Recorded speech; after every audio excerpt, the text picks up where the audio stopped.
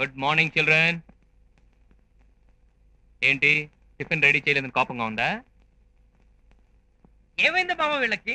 ఎప్పుడు సిమటపకాయల పేలేవాళ్ళు ఇప్పుడు ఇంత సైలెంట్ అయిపోయారేంటి? అదేరా నాకు అర్థం కావటం లేదు.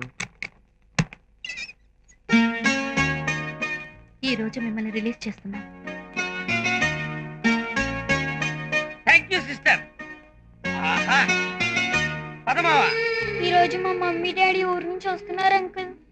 ఏంటి తలుపులు తెరిచి తెరవగానే పారిపోతారనుకుంటే ఇంకా అలాగే నిలబడ్డారు?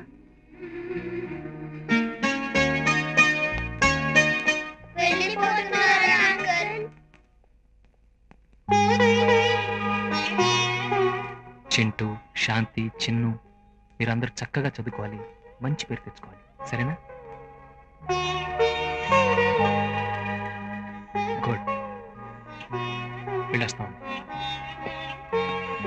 ఒక్క నిమిషం.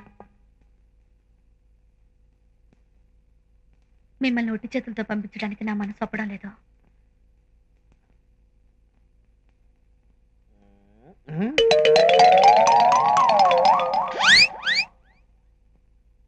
ఇదిగో.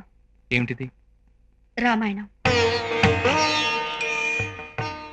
ఇది రాసిన వాల్మీకి కూడా మొదట్లో మీలాగే దొంగలా బతికేవాడు. ఆ తర్వాత మనిషిగా మారి మహర్షి ఈ మహాగ్రంథాన్ని రాశాడు. తీసుకోండి. ఇది మాకెందుకు? ఈ రామాయణంలో ఒక నీతి ఉంది, వాల్మీకి జీవితంలో ఒక స్ఫూర్తి ఉంది. ఈ పుస్తకాన్ని మీరు రోజుకు ఒకసారైనా చదివితే మీ మనసు మంచితనం వైపు మళ్ళుతుందేమోనని నా ఆశ.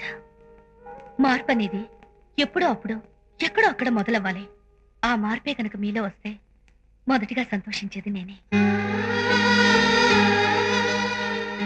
చూడు, నీ శరీరం మొత్తాన్ని దానం చేసేంత గొప్ప మనసున్న నువ్వు నీది కాని సొమ్ముని దొంగిలించేంత నీతిమాలిన పని ఎలా చేయగలుగుతున్నావు?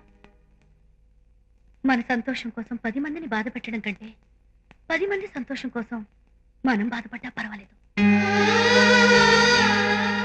ఈ రోజు నుంచి మీరు పుస్తకం తీసుకుని రోజు మీ జీవితంలో జరిగేవన్నీ అందులో రాసుకోండి.